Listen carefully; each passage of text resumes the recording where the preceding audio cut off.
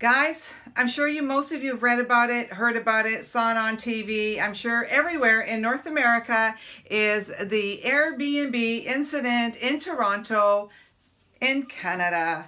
I thought we were all so sweet and quiet. Don't let any of you, don't be fooled.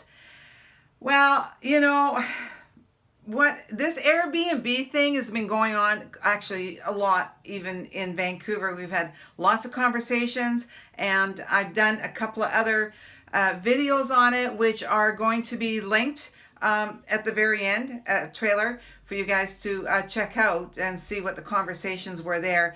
But this is if you live in a condo and you are participating in Airbnb, I'm thinking this could almost be your worst nightmare. If you're a Strata, you're not going to be too happy about this either. And as there's a few things that nobody talks about, I'm not sure if people even think about it, but I've done some homework, and that's insurance. Now let's just go over this incident pretty quickly. You know what? I didn't even write the date, but it was a couple of weeks ago. It was a young woman, 19 years old. Her name is Marcella Zoya. I think I'm saying it right. Zoia. She's apparently a hygiene student, and apparently, I just found this out, she's also an Instagram influencer. Okay, well, you know what? We just need to keep don't let your kids go there. That's not the kind of influence that anybody needs. And I must admit, personally, when I saw her on TV when she left the courthouse, I thought she was smug.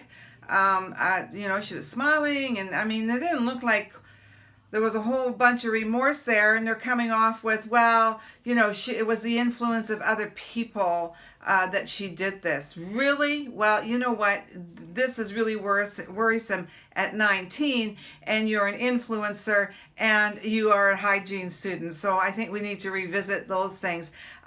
Anyway, she was charged with, and I am reading that off, mischief of endangering life.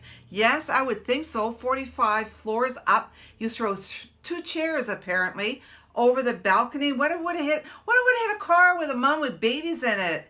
Or anybody. I mean, they could have been killed. It could have been a horrific accident or somebody walking by.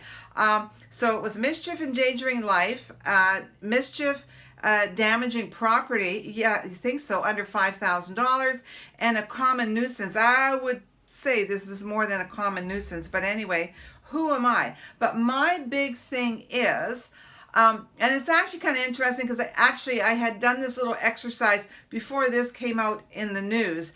And I went to my insurance company. We have two insurance companies. We have BCAA and we have Insure BC. We do business with both of those companies. So I went in and had checked with them because the Airbnb thing had been coming up on different situations again, and I wanted to know. And I must admit, I kind of went in with the attitude, I already know the answer to this question, but even though I was an insurance broker, I didn't do property and casualty. So it's always good to go to your sources. You guys do your own homework and check, but I just want you guys, if you are participating in Airbnb, you need to contact your insurance company, and don't get it in writing. Get something, it's my understanding from the two companies that I went and spoke with, I didn't do a phone call, I went in and had a visit with them, that was made very, very clear. If you're participating, you need to be calling your insurance company. You will probably need a rider on your policy that you are participating in short-term rentals. I don't care what Airbnb tells you. If they tell you we got you covered or whatever, you get their information in writing and then you take it to your insurance company. This could have been horrendous. Somebody could have really got hurt. It could have been awful. And who knows, the condo owner could have been on the hook for a multitude of things. And so please, if you're going to do this, do not be neglectful. I talk about this often. We used to have a place, we just sold our place last year in Palm Springs in California. And we once had thought about maybe, we would rent it out because there's always Canadians that want to come down and experience the snowbird thing. And do you know what? We went to the insurance company down south. It was farmers that we dealt with that did our insurance down there, and they said absolutely, even if we were renting it out for 3 months, we would have to put a rider on our insurance policy. And you know what? There's no way I wouldn't rent anything out. As soon as there's money exchanged, you're on the you're on the hook. Yeah, and well, I think even if somebody's just staying there, you know what, you guys, please don't rent anything out. Don't participate until you've talked to your insurance company, and make sure that whatever, don't go with what they tell you. Get it in writing. This is so important, because this could like literally rob you of everything that you have. So believe no one, right? Get it in writing, black and white. I say this all the time. Do your own homework. Do you know what?